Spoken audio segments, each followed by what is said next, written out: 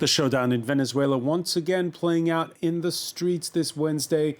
The first big day of protest since National Assembly Speaker Juan Guaido declared himself acting president a week ago. He's since been recognized by 24 states, including the U.S., which says it's going to funnel Venezuelan state oil payments his way. We'll hear from Guaido, who spoke to France 24, and from President Nicolas Maduro, who says he's all for fresh elections, fresh parliamentary elections, not the rerun of the boycotted presidential poll that the Europeans are demanding. Which brings us back to the international community and the impact of its growing pressure on Maduro, from the hawkish John Bolton at the White House to a more measured Spain and those like Russia and China which oppose any foreign meddling. How to end the long-running economic and political meltdown that sent millions of Venezuelans packing for abroad. Today in the France24 debate, we're looking at the showdown in Venezuela with Paula Osorio, France coordinator for Guaido's Voluntad Popular Party. Thank you for joining us. Thank you for the invitation. From Philadelphia, George Chicarello-Mayer, visiting scholar at the Hemispheric Institute of Performance and Politics, the author of We Created Chavez, A People's History of the Venezuelan Revolution. Welcome to the show. I'm glad to be here. Former U.S. diplomat Oliver Griffith, whose postings included Caracas. Thanks for being with us. Nice to see you again. Antonio Rodriguez, journalist at the French news agency AFP. How are you? I'm fine, thank you. The France24 debate on Facebook and Twitter, hashtag F24debate. Ahead of demonstrations, state television broadcast images of Nicolas Maduro huddling with top military brass earlier. The Venezuelan president could be seen walking around the Fort Tiuna military base that's in Caracas. He's warned of a group of deserters, quote, in the service of the Colombian oligarchy conspiring from Colombia to split Venezuela's armed forces. Now, when France24 sat down Tuesday with Juan Guaido, he was asked about that offer he's made of an amnesty for the military. The first thing to do is have open dialogue with them. It's an unheard of thing to do. We are going to speak very clearly to the Venezuelan military. That's the first thing we have to do. Have open dialogue, effective dialogue with them, to remind them of the role that they play in our society, in building democracy, in rebuilding our country, ensuring a transition government. They need to understand this perfectly clearly. Then, there are incentives and deterrents. For example, for the special forces, the FAES. These are people who killed young people in the street. They aren't allowed to benefit from amnesty. Here I'm talking about minors. 700 young people who were arrested in the street last week. They were at a rally, a peaceful rally for dialogue, peace, reconciliation. It's something that's unheard of in our country and in the entire world. So the armed forces need to be encouraged. Is he using the right language, Antonio Rodriguez, there? Yes, because the military is key.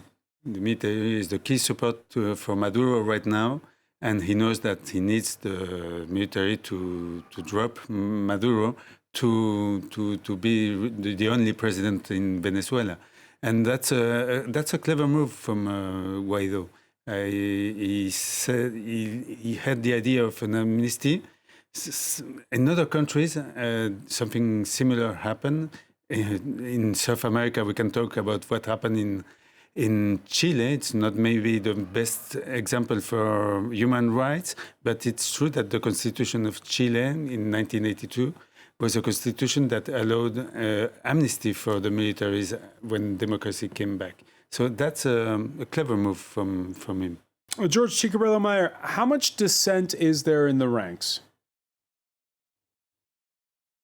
The reality is, I think the military is pretty solidly Chavista. The question is that the crisis, of course, is very deep. It's affecting people, in very harsh ways. That's, of course, not going to affect the high brass in the military as much. But they are very loyally and solidly with Nicolas Maduro. At the same time, the middle ranks are going to be some of the most patriotic and nationalistic elements of the military. And so they're very unlikely to endorse what is effectively a foreign-sponsored coup against the constitutional order. A foreign-sponsored coup, Paulo Osorio? Not at all. I think that is actually, of course, irresponsible to say and to affirm. First of all, because is not any foreign country that is promoting anything in Venezuela. It's Venezuelans themselves that are actually asking for Maduro to leave. When you see the protesters in the streets, and particularly the people from poor neighborhoods saying, Maduro, we do not want your food bag anymore. We want you just to step back. We can see that it is actually not the US nor any other country that is doing a coup here, because there is not a coup. It's actually a legal maneuver that is, of course, in the Constitution, that actually says that as we do not have any elected president, as Maduro did, a fraud in May of last year. So Juan Guaido is allowed, according to the Constitution, to assume as acting president. And I think that is actually very important. And just one last point, if Maduro is so sure of the support of the armies, why is he all the time just saying and affirming and reaffirming through social networks that the military are with them? I think it's actually, it's a pity, actually. It looks quite funny for someone that is so sure of the military support. George Chicarella-Mayer, there was last week this mutiny that took place at a National Guard's barracks on the outskirts of Caracas. At this point in time, you're saying that not just the top brass, but also the middle-ranking officers are squarely behind President Maduro? I'm sure there is some dissent within the ranks with regard to the incredibly difficult economic situation, but it's a long step from that to the idea that people will depart from the Constitution. To respond to the last intervention, there's nothing in the Constitution that justifies this. Anyone can read Article 233 and see that it requires the abandonment of the office by the president, which of course has not happened. And so I don't think the military will be behind that. And to say that the U.S. is not involved, Mike Pence gave his preemptive affirmation and support for this coup, has been meeting with them. Guaido has been meeting with U.S. officials, has been setting up a shadow cabinet, and has been asking for the access to international funds in the United States and from the Bank of England. This is being orchestrated abroad. It's not being orchestrated on the streets of Caracas. Yeah, there's been other crises in the past couple of years from inside of Venezuela. The difference this time is the United States seems to be going all in. You agree with George on that? It's an interesting situation, let's say that much. First of all, of course, Chavez and Maduro bought off the military. They've created 2,000 generals who are paid in dollars. I know some of them. And so they're sitting pretty. Of course, the rank and file are not. And their families are mostly from the poorer parts of the Venezuelan population. Their families are suffering or have left. So the rank and file, I would say, is probably having second thoughts about all this. Concerning U.S. intervention, it's a double-edged sword now. Of course, Donald Trump likes to rattle the sabers, and he put Elliot Abrams in charge of Venezuela, who's got a very sad history in Latin America and Central America. He was sanctioned for the Iran-Contra. He was there when the U.S. invaded Panama. He's a super hawk. And John Bolton is even more of a hawk. He was, of course, one of the neoliberals who went to Iraq. However, Venezuela simply isn't that important for the United States anymore. The U.S. is now the biggest oil producer in the world. And Venezuelan production has plummeted by about 200%. So the U.S. can live without Venezuelan oil. And Venezuelan oil, if Venezuela doesn't produce anything, it's not going to have a huge effect on the international oil market.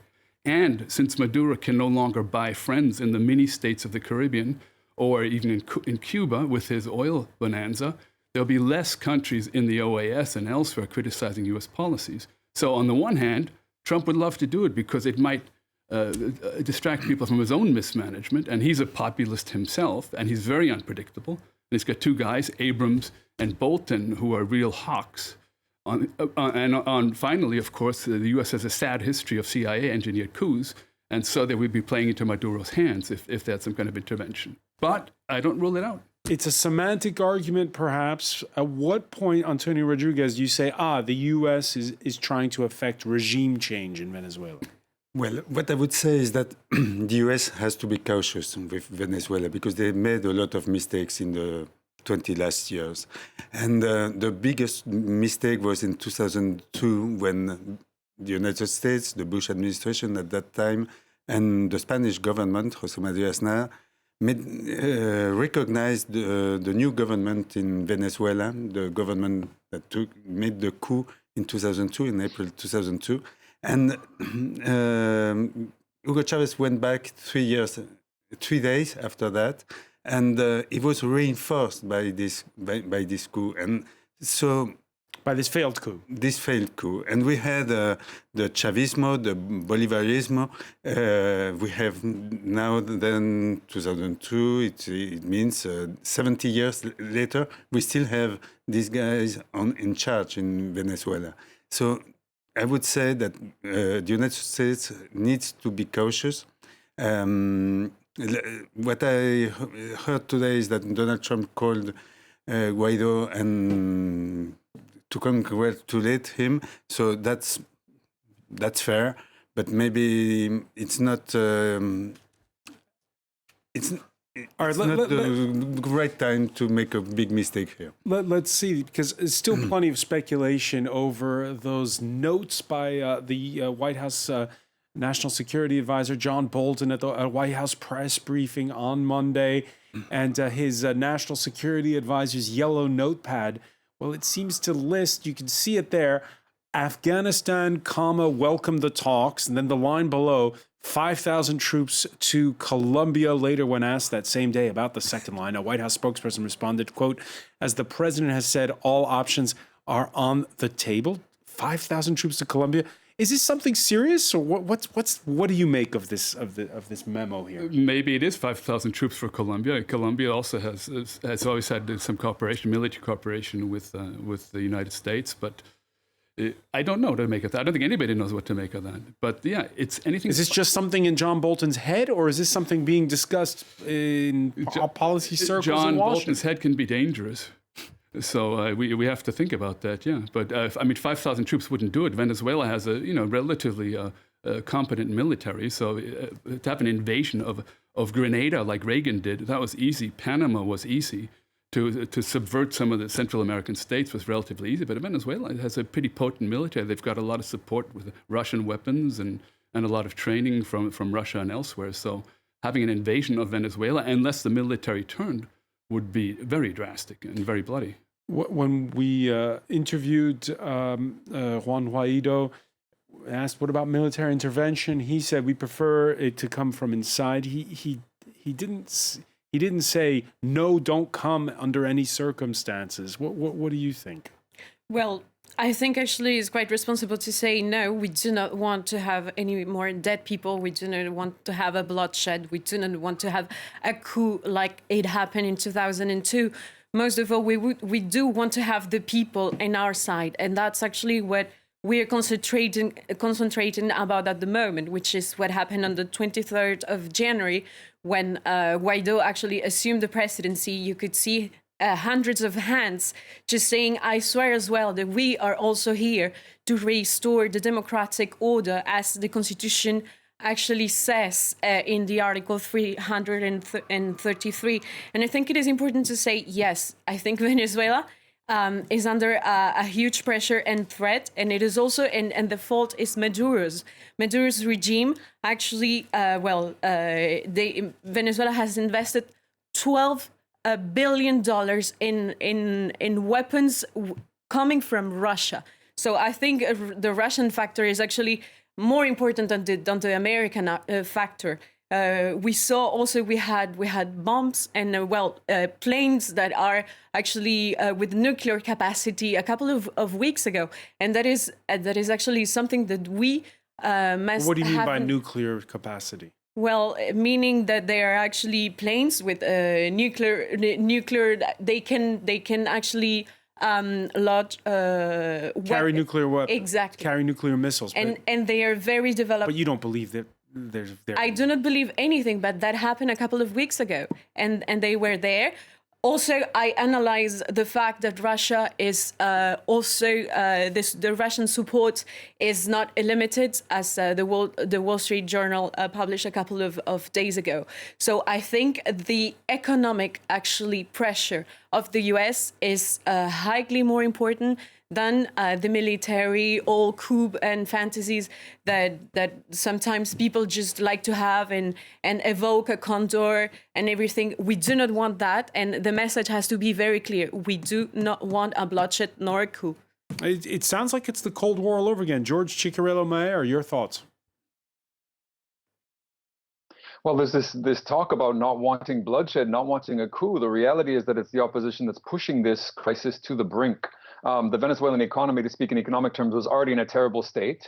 We could go through all of the reasons for that include mismanagement by the government, but also include intervention by the U.S. and the intransigence of the opposition. And we can talk about that.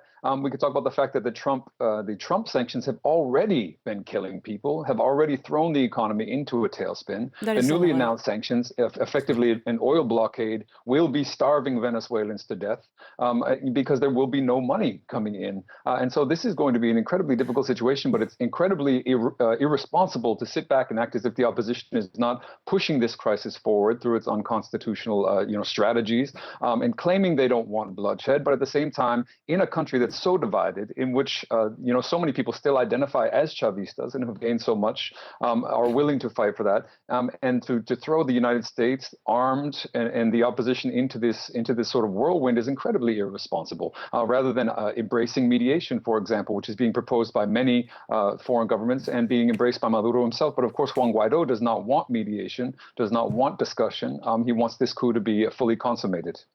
All right, flying back from Panama, the Pope was asked what he feared most when it came to the crisis in Venezuela. Here's what Pope Francis had to say.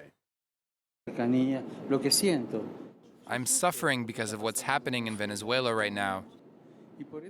And I would like them to agree to a just and peaceful solution.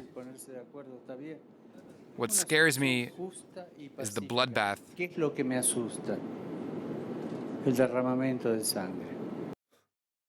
So we've talked about the outside pressure. We've talked about both sides courting the military. How genuine is that fear of a bloodbath?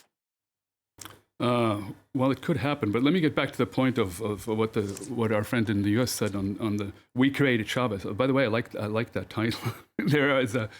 I don't think the opposition is to blame for this. There've been proposals to mediate all through Chavez's time, and it was always just putting off the inevitable, a way to kind of push the ball down the field and not to really take it seriously. So it's very good that the opposition is bringing it to the brink. You have to, because the negotiation hasn't worked. It might be the ultimate option if Maduro really puts forward some very clear proposals, but so far he hasn't done.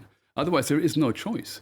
And the U.S. sanctions since 2017 have not been the cause of the problem. This is a mismanagement and the resource curse. Well, you say they haven't been the cause of the problem. Explain. They have caused the problem that they can't renegotiate the debts internationally, but nobody would want those debts anyway, so renegotiation would have been very hard. Venezuela only survives because Russia and China are still lending it money. The economic situation that was created by mismanagement, a kind of mismanaged tropical socialism that Chavez instituted, particularly after 2002, when he had been threatened, and corruption and overvaluation of the currency, collapse of the exports, the Venezuelan exports, and over-borrowing for social programs, which were very well-intentioned and somewhat effective in the early days, but they simply took too much money, and then he handed the control of these programs and the rest of all the state-run oil company and other things to the military and cronies. So you can't say that the opposition or that U.S. sanctions are responsible for that. That is purely Chavismo that did that. All right, how much is down to the Venezuelans themselves? We're going to pick up on that point when we come back. Stay with us. You're watching the France 24 debate.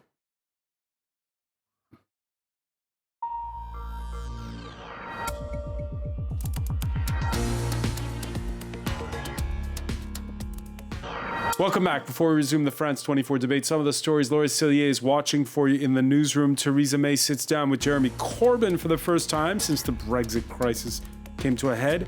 This as the European Commission resoundingly rejects any renegotiation of the divorce deal. Colder than in the Antarctic, record low temperatures batter North America with schools, trains, and planes canceled due to the polar vortex. The world's biggest religious festival, 150 million expected to bathe in the sacred waters of the Ganges. France 24 reports on the Indian government's promise to clean up those waters and how it hasn't yet been a fulfilled promise. Debris believed to be from the small aircraft carrying Cardiff City signing Emiliano Sala washes up on the French Normandy coast. We'll have all the day's sports news with Kerevan Gorgistan.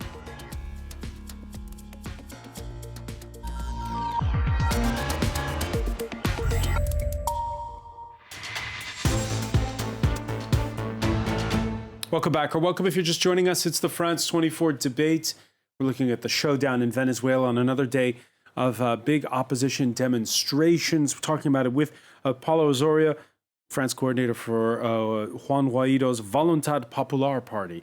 Welcome back as well from Philadelphia, George Ciccarello-Maher, visiting scholar at the Hemispheric Institute of Performance and Politics, the author of We Created Chavez, A People's History of the Venezuelan Revolution. Former U.S. diplomat Oliver Griffith is with us, as is Antonio Rodriguez, journalist at the French news agency Agence France Presse, AFP. We were talking before the break about whether or not oil sanctions put the squeeze on ordinary citizens in Venezuela. Those sanctions on the state company PDVSA hits what is the U.S.'s fourth largest source of crude imports. If you look at the long term, though, and take into account the phenomenal growth of domestic shale oil and gas in the U.S., you can see on that chart how these are the numbers through the first 10 months of 2018, how it's down to just 500,000 barrels a day, 500,000 barrels a year imports from Venezuela for the United States. And it's easier to see why Washington is less hesitant about tightening the screws. George Ciccarello-Maher, explain to us how you see it, what these oil sanctions do, because you heard Oliver Griffith say that this punishes the elites, not the people. I mean, I think, anyone would recognize the fact that that's simply not true. You're taking away what will be billions of dollars in revenue for social programs, for food, both production and importation. Venezuela is still incredibly and unfortunately dependent on imported food. This is one of the difficulties of the oil economy that has really undermined not only the progress of the Bolivarian Revolution, but the living standards of the people. I think I agree, though, that for Trump and Bolton and others, going after Venezuela is not only about oil. It's got to do with what Venezuela represented politically in the region, which was the regional unification of Latin Americans in an attempt to build alternatives beyond U.S. hegemony and power. And so they build these international institutions with a strong left in Latin America, what's been called the pink tide. And in the absence of the U.S. Successfully consummating the 2002 coup, the strategy has been different, to pull apart this coalition through coups, for example, in Brazil that made possible then the election of Jair Bolsonaro, other soft coups in the region, as well as elections in Chile, Argentina. Hang on, did you say a coup Colombia, for? I misunderstood there. Did you say there was a coup in Brazil? This left wing. Yes, there was a coup that removed the. There were elections in Brazil, and then yes, and you may have forgotten the coup that removed the legitimately elected president, Dilma Rousseff, and it was an impeachment. It was an act of parliament. Disqualification of Lula. Yes, I mean we're going to sit here and debate these clearly unconstitutional measures to remove the leader of Brazil by an unpopular leader that then paved the way for a quasi-fascist to be elected and then come out as a celebrator of democracy when he also celebrates the coup and the dictatorship in Brazil. I mean, this is what's going on in Latin America, is that it's a right wing that doesn't care about democracy standing up and supporting this undemocratic gesture in Venezuela today. Antonio Rodriguez, one question that has been put is Donald Trump is not that big on human rights in lots of other places. Why isn't we haven't heard him speak up about abuses in places like Guatemala or Honduras? Well, it's an old story for the United States. It's about 20 years of Chavismo, and why the fixation with Venezuela? The fixation with Venezuela, despite the fact that the oil exports to the United States have decreased, it's still important to have this oil. It's I believe it's a 2 hours flight from Caracas to Miami. It's really next to the United States, and we talked earlier about the Cold War, and of course there is Cuba in the middle between between the US and Venezuela. And I understand that the United States don't want to have another Cuba, a bigger Cuba, 2 hours from Miami. That's another reason. So I understand that there is a lot of pressure in the United States to change this. And there was something funny I noticed last week when the Vice President Pence talked to the Venezuelans and said he supported Guaido. He spoke in Spanish. And that's really unusual in the Trump administration to hear somebody speaking in Spanish. Usually Spanish is the language of Mexican immigrants, you know, the wall, everything. But last week, he said, estamos con ustedes, in Spanish in his statement. So it's true that it's important for the United States. All right, the West may be tightening the screws, but Nicolas Maduro still has friends. Brian Quinn explains.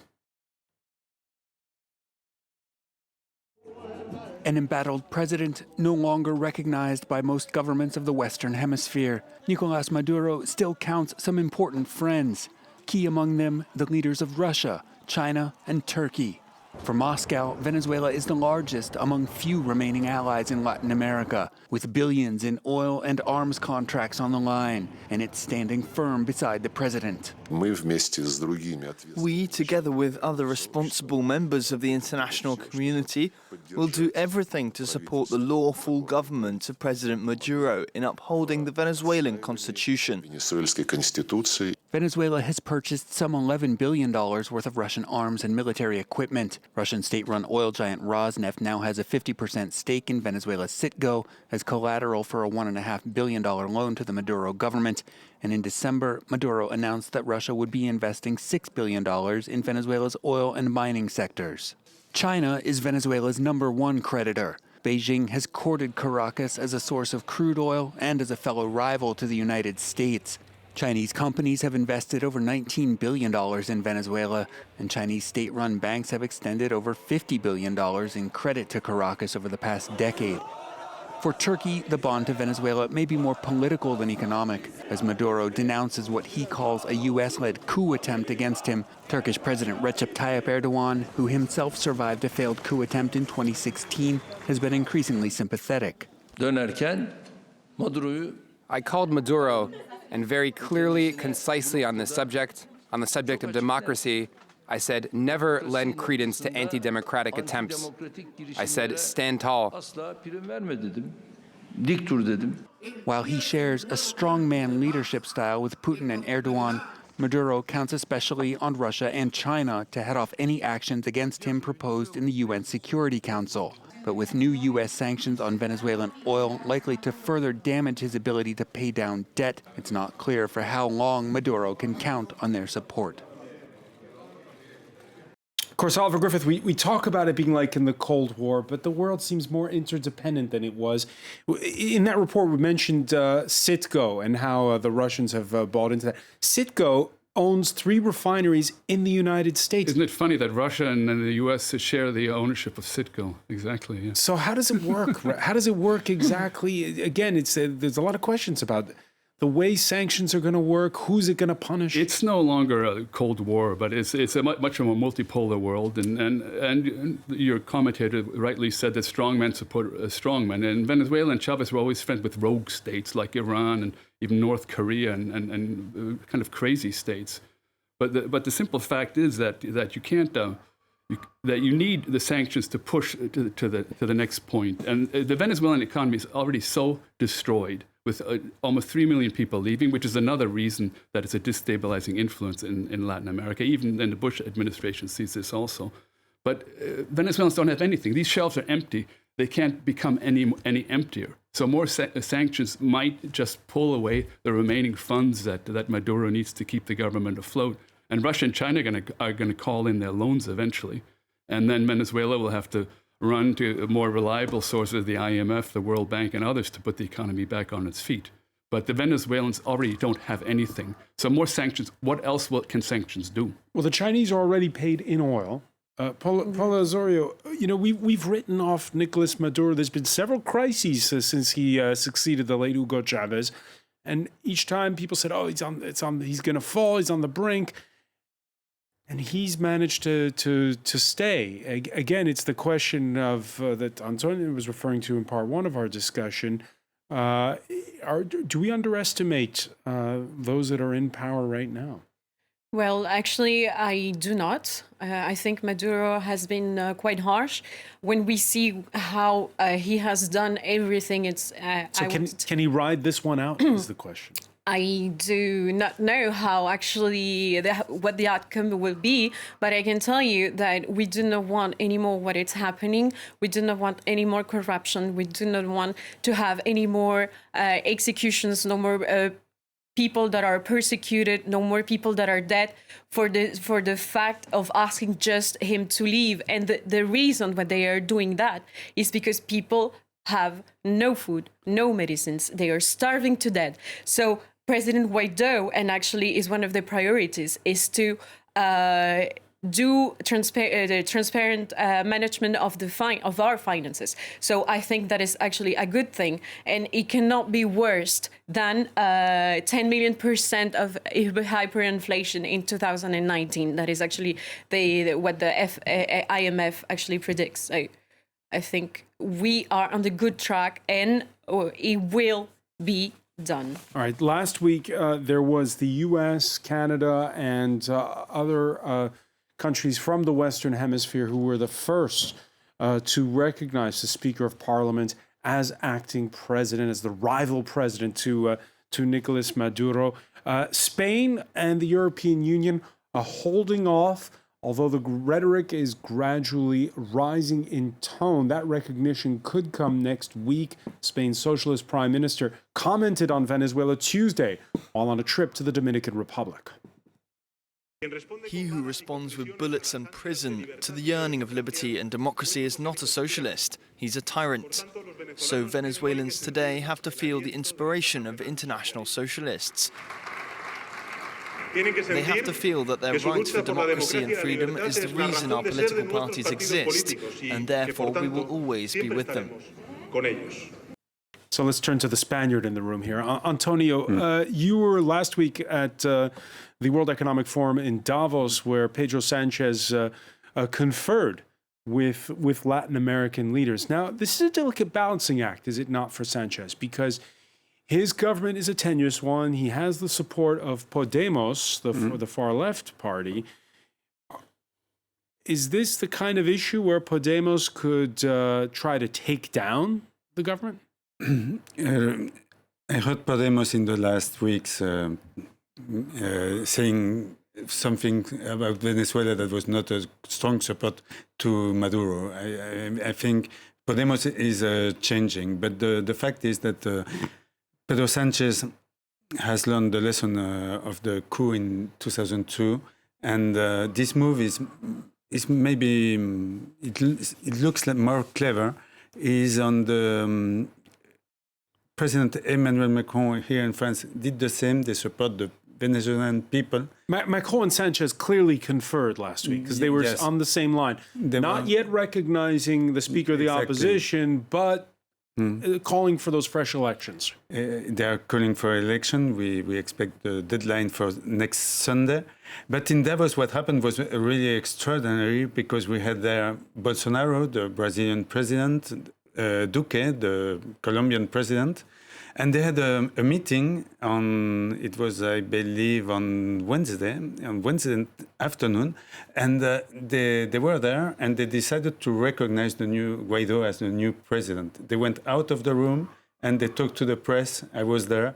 We recognize Guaido as, and we support the new president. And there were the Foreign Minister of Canada was there, and the Vice President of Peru. So in Davos, so far away from tropical country like Venezuela, we had an important meeting about Venezuela, and that was I believe, what was really strong in Davos was the Bolsonaro speech the day before. The day before, he said in Davos, the left won't prevail in Latin America. And the next day, we have this. We have Guaido arriving with the support of these countries and the support of Venezuela. It was interesting to see this move. that happened in. Does Bolsonaro, again, Brazil is a neighboring state of Venezuela, does he help or hurt the opposition's cause when he makes statements like that, when he tells business leaders the left won't prevail? I don't know if he hurts the cause of the opposition, but this is a real strange in Brazilian diplomacy. We had Lula, we had Rousseff. They didn't interfere in Venezuelan politics. So it's a change from the past. It's a dramatic change, yes. George Chicarella-Mayer, your thoughts on the European stance on all of this? I mean, the idea that it's in a way more moderate to to not recognize Guaido immediately, but to effectively issue an ultimatum and blackmail a newly inaugurated President Maduro into new elections. I don't think that's any more moderate. I think it's a way for Europe to look a little more moderate while effectively doing the same thing. And we should bear in mind that, if we're looking at European leaders, we're looking at a UK government that could probably, scarcely survive a no confidence vote. The Spanish government came to power through a no confidence vote, and France and Macron has had a lower approval rating than even Nicolas Maduro. So it's strange to see, governments like these feel as though they have the moral high ground to be issuing ultimatums to Nicolas Maduro. It's really astonishing, in fact. Paul Osorio, did Macron go? Was it the right response, or did he go too far, as George is just saying, or not far enough in your view? Well, actually, I do appreciate the European initiative that is doing it the European way, which is diplomacy. It's not manipulation. I think he is just too strong with terms, just as Chavistas always are. And I think it's actually very important that we have in mind. Blackmail is not diplomacy. I think actually it is very important that we have in mind, of course, that they said that if on Sunday Maduro has not called to fresh elections, then they will recognize Juan Guaido. And of course, for us, it would be good news. But it is a long-standing commitment from the European Union that it does not come from a couple of days ago. In 2017, we had the European Parliament that, of course, gave the Sakharov Prize to the democratic opposition in Venezuela, denouncing what has been happening for years. So it is diplomacy, I'm sorry to say, because the European Union, it's an institution, not a Chavista weird institution-wise. Oliver Griffith, were you surprised to see the UK jump the gun last week through its foreign secretary while on its trip to Washington, saying, yes, we recognize Guaido? No, not at all. I mean, the UK is a democratic government and likes democratic debate, as we've seen the Brexit debate for that matter, and the other European countries also. The election was not fair, and the election in 2018 was a false election. The opposition was in prison. The Lopez and the other leaders were not allowed to run. And when Maduro was elected originally in 2013, that election was also stolen. So it's an illegitimate government. It's been an illegitimate government for 6 years. If it was an illegitimate government that did really well by its people and the Venezuelan economy was booming and was doing great, I don't care if it's a dictator or not. If it's a benign dictator that knows how to run an economy in a country, bravo. But that has not been the case. It's been the worst possible mismanagement of the economy that I've ever seen in 30 years of international economics. Antonio Rodriguez, whenever we talk about Venezuela, people get impassioned even when they don't really know all the specifics about it. Why is that? I don't know, but it's not new. It's not new because I remember that I attended in 2001, maybe 2002 here in Paris, a debate at the university hosted by Jean-Michel Blanquer, who is now a French Minister of Education. And it was impossible to have a debate in this classroom. So it's not new. It's the left versus right dichotomy? It's the old it's the Marxists against capitalists? I mean, what is sad with the Venezuelan story right now is that it looks like there is no... The polarization is so strong between the Chavismo and the opposition. It's that common sense is not... I don't know if there is still some common sense in this passionate debate. It will be strong to find an exit to this situation, a peaceful exit to this situation. All right, we'll see how it plays out. In any case, I want to thank you. I want to thank as well Paulo Osorio, Oliver Griffiths, George Ciccarello-Marer for being with us from Philadelphia. Stay with us. Media Watch is next.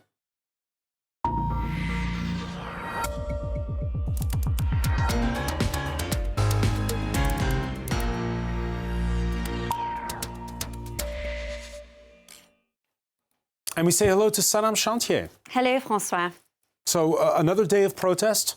How's it playing out in Venezuelan? Indeed, the coverage that we're seeing in the local media outlets hasn't really taken us by surprise. On the one hand, we've got here the Últimas Noticias, which on the front page is boasting an image of Nicolás Maduro there, reporting on the military that's been unleashed across the country, some 50,000 personnel instructed to essentially put down the opposition movement, something that you've been discussing throughout the debate. And this is significant because, of course, as it was mentioned earlier, Maduro's fate very much rests with the military. They have a lot of power here. He's, in fact, strengthened their positions. A lot of them are senators, so that gives them an incentive to remain loyal to him. But on the other hand, and this is something that a colleague and I were referring to as the battle of the images, we have another outlet here, Diario 2001. This is a slightly more independent outlet, we could say, that is deciding to lead with an image of the opposition leader, the Juan Guaido, reporting on the fact that he has actually been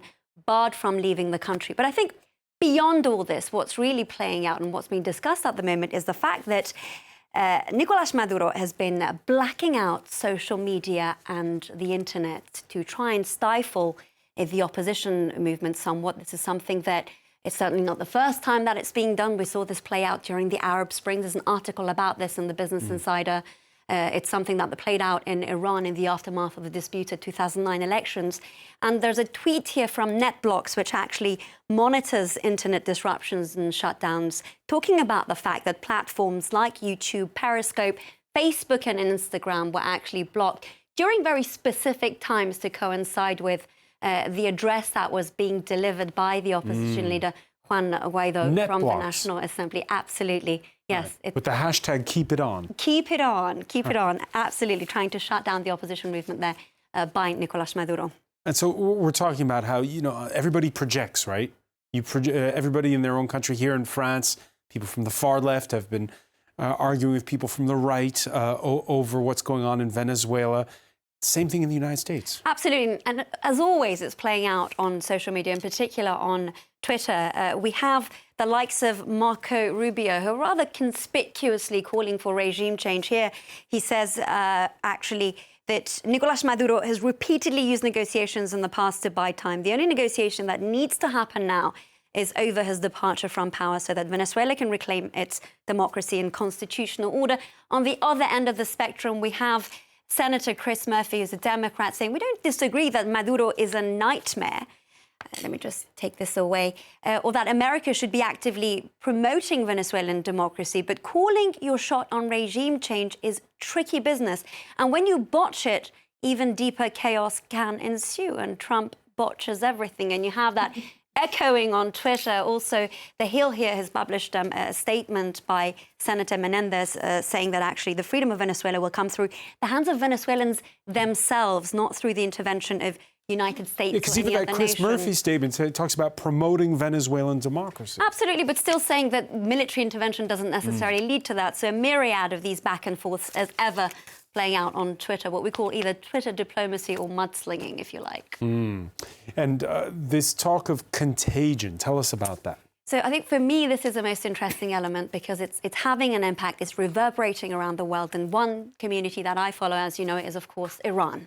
And whether there are people who are supporters of the current administration, the Islamic Republic, or those who oppose it, who belong to the monarchist group, who were ousted in 1979, or even the MEK, as you know, the former terrorist organization, they're having their own debate on Twitter. I'll show you about Venezuela. About Venezuela, but actually what it means for the Iranians. So this is Ali Reza Nader. He was a former analyst at RAND. We refer to him now as more of an activist. He's saying the language of freedom from tyranny is a language everyone can understand. Mr. Guaido, may not be Iranian, but he just spoke the words every Iranian who's fighting for freedom against tyranny can understand. And this is emblematic of the fact that the support that's been provided to the opposition in the Guaido by the US administration has given a breath of fresh air to these guys. They're certainly playing it that way. But then on the other side, you have none other than Iran's former president, Mahmoud Ahmadinejad, who, of course, himself went through a plethora of issues in the aftermath of the 2009 disputed elections. He's, some people say, Iran's answer to Donald Trump. He says, Mr. Trump, people have the right, this is rather ironic for us who follow the story closely, people have the right to choose their destiny and rulers. The best solution to the current problems in Venezuela, apparently, is to respect the people's wish. The question is, what is the US government seeking? Human rights or the massive reserve of cheap oil? So a debate that's leaked on over to countries such as Iran. All right. Many thanks for that. Again, this question of whether or not it's about human rights or cheap oil, whether it's coming from Mahmoud Ahmadinejad or someone else, it is a talking point. Many thanks, Sanam Shanti. I want to thank our panel once again. Thank you for joining us here in the France 24 debate.